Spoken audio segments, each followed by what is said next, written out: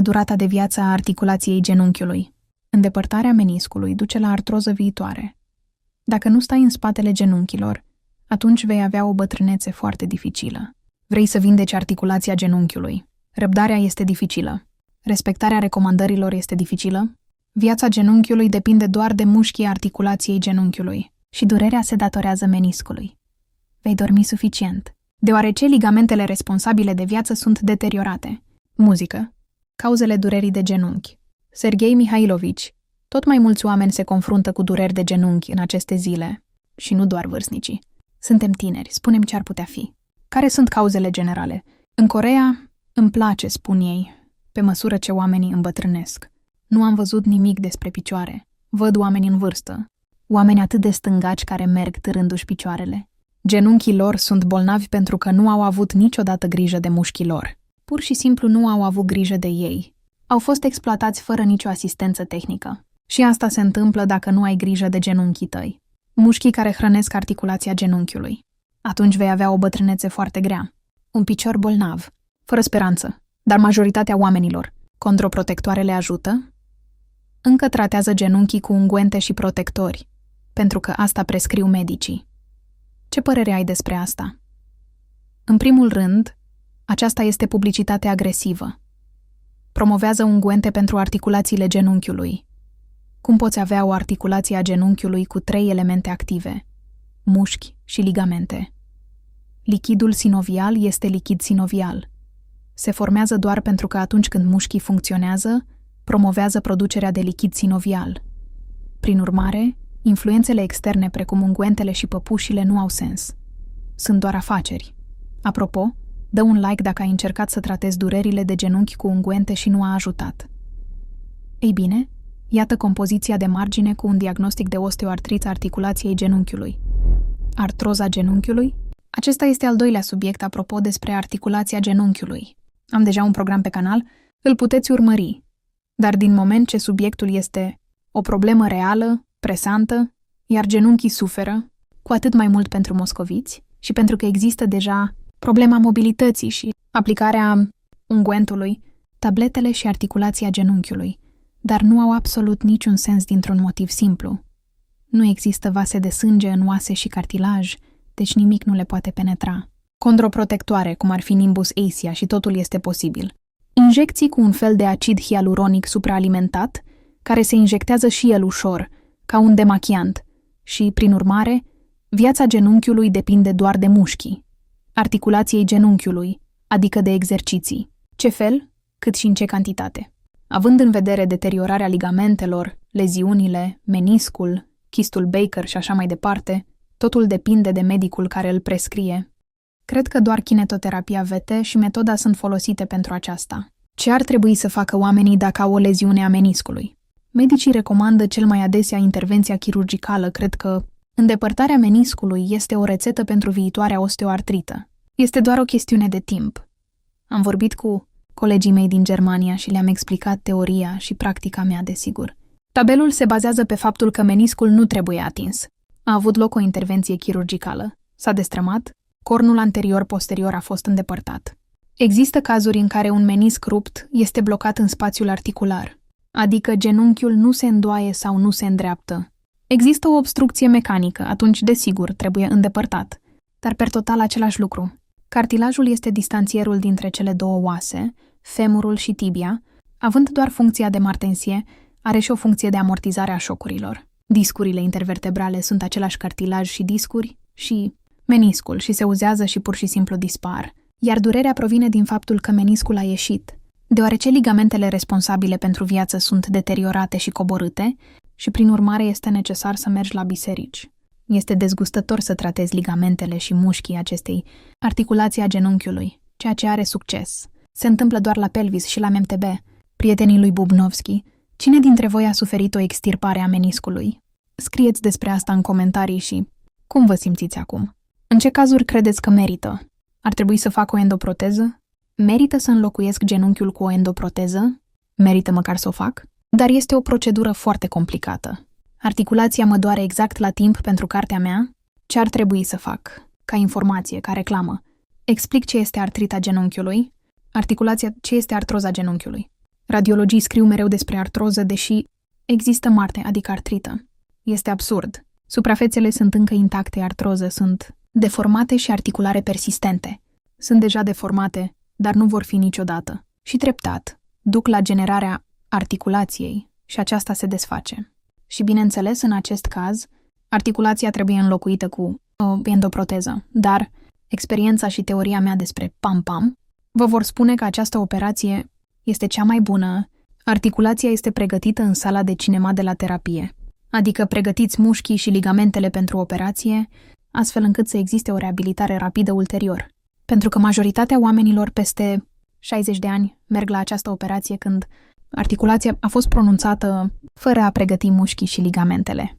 După această operație, este foarte dificil să restaurezi mușchii și ligamentele, pentru că sunt pur și simplu nedezvoltate, iar chirurgul nu face asta, așa că fiți atenți aici. Dacă se propune o intervenție chirurgicală la o articulație, trebuie mai întâi să efectuați un diagnostic diferențial între artrită și artroză.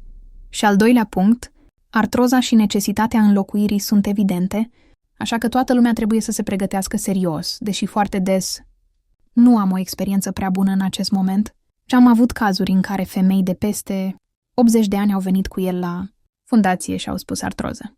Ne vom pregăti pentru înlocuirea articulației. Nu sunt de acord, nu vreau operația. Howard, va dura mult. Cât va dura?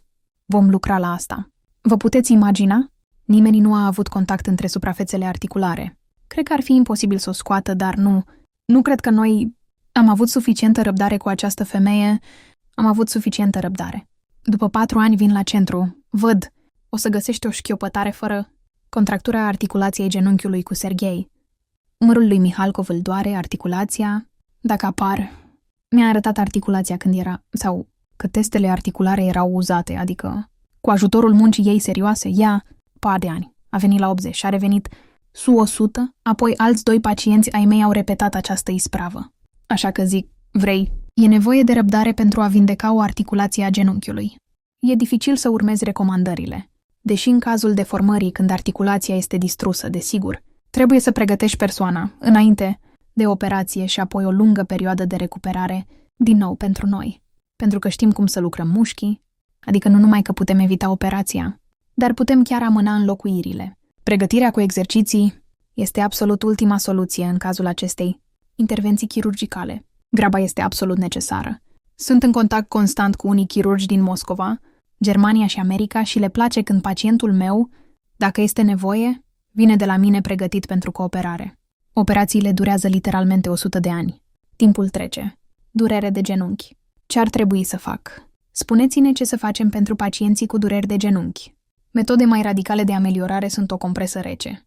Aplicăm comprese cu gheață pe articulația genunchiului și începem să executăm încet exercițiile pe care pacientul le poate efectua. Exercițiul lucrează mușchii genunchiului. Vă voi arăta o imagine. Se vede puțin. Iată articulația genunchiului. Iată mușchii prin care trec vasele de sânge. Dacă acești mușchi nu funcționează, atunci vasele de sânge nu funcționează. În vase apar umflături, durere și șchiopătare. Când solicităm mușchii genunchiului, șoldurilor și picioarelor, aceștia creează drenaj. Îndepărtarea lichidului edem din articulația genunchiului este o procedură anestezică dar bineînțeles în acest scop, cel mai bine este să folosim MTB-ul la Spender de la Google, care poate fi instalat în orice casă. Nu ocupă spațiu ca reclamă, ci ca informație. Am o afacere. Asta chitară prostește. Și în fundal, tot conform configurarea respirației diafragmatice pentru a reduce tensiunea internă și stresul, fă exercițiile singur, eu, gagici mai ales cu artrită, dispare prieteni, scrieți în comentarii ce m-a ajutat să scap de durerea articulației genunchiului. Genunchiul are 4 suprafețe: flexie, extensie, abducție, aducție. Pentru tratarea articulației genunchiului ar trebui să efectuezi 4 exerciții de flexie. Extensie, abducție, aducție, încă 3 exerciții pregătitoare pentru a pregăti.